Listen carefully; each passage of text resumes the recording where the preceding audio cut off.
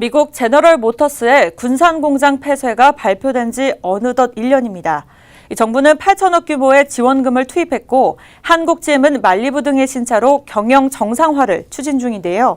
하지만 최근 부평 공장의 잡다운 논란과 이 노조의 생계 지원금 요구 등으로 여전히 몸살을 앓고 있는 모습입니다. 폐쇄 1년을 앞두고 한국 GM의 남은 과제들을 정세미 기자와 짚어봅니다. 네, 정 기자, 지난해 2월 한국GM 군산공장 폐쇄가 공식적으로 이제 발표가 됐습니다.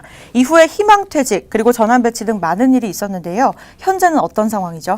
네, 1997년 첫 문을 연 군산공장은 2011년 생산량 26만 대를 돌파하는 등 전성기를 누렸지만 판매량 감소 등의 악재를 이기지 못하며 폐쇄 발표 석 달 후 22년 만에 문을 닫았습니다.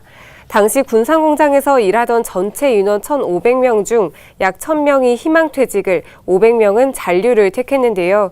이 가운데 200명은 부평과 창원, 보령 등 한국GM의 다른 공장으로 전환 배치됐습니다. 현재는 군산공장에 남은 300명만이 무급휴직을 하고 있는 상태입니다. 그중 한 관계자와 연락이 닿았는데요. 먼저 인터뷰 들어보시겠습니다. GM 자체는 협력업체 1하청, 2하청까지 있어가지고 2, 3만 명이 이상인데 군산이 인구가 25만 명인데 현대중공 철수한 것보다 GM 자체가 폐쇄되고 철수한 게 좀 더 타격이 있다. 군산공장 이 진짜 부지 좋은 공장을 매각을 해가지고 남아있는 조합원들을 운영할 수 있는 상황, 뭐 고용승계 등 이런 것들도 뭐 단합승계 등 이런 것들도 많이 있겠지만 그런 걸 다 원하는 거죠. 네, 군산공장 을 두고 전기차 기지 구축 등 여러 이야기가 나왔지만 사실 실현 가능성은 크지 않습니다. 카오카잼 한국GM 사장도 지난해 국회 산자중기위 국정감사 증인으로 참석해 군산공장 활용 방안 등을 논의 중이라며 결과 도출까지는 시간이 걸릴 것이라고 말한 바 있습니다. 네, 이에 노동조합에서 이제 새로운 제안이 나왔습니다. 이 군산공장 무급휴직자들의 이제 생계 지원금을 정부가 추가 부담할 것을 요구한 것인데요. 자세하게 어떤 내용이죠?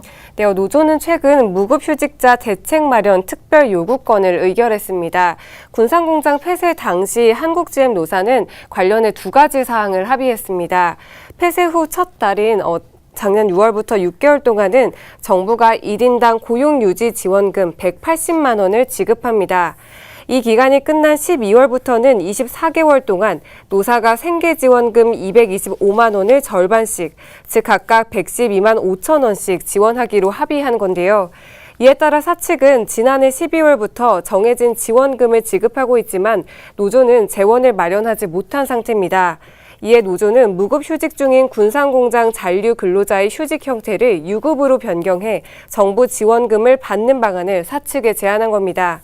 이를 두고 노조는 희망퇴직과 연구개발 법인 등으로 조합원이 줄어 비용을 마련하는 데 어려움이 있다고 설명했지만 일부에서는 합의를 깨고 지원금을 더 받기 위한 것이라는 비판도 나옵니다.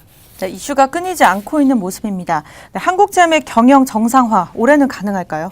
네, 한국GM은 지난해 국내에서 9만 3천 대를 판매해 내수시장 3위 자리를 내줘야 했습니다.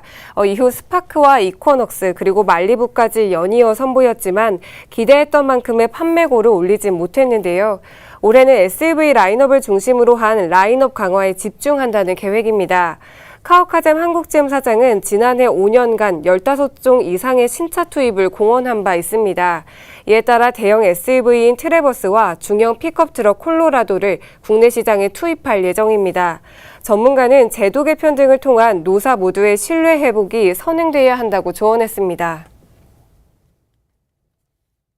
국가에서 세금만 투입을 하면서 언발에 오줌 누기식으로 해외의 어떤 본사들을 붙든다는 것은 지속적으로 끌려다닐 수밖에 없는 부분이기 때문에 결국 노사관계의 어떤 합리적인 방안을 통한 생산성 향상 그리고 해외 기업체들이 정상적으로 운영을 하면서 쉽게 빠져나가지 못하도록 이런 어떤 규제의 개편이 필요한 시점이라고 판단됩니다.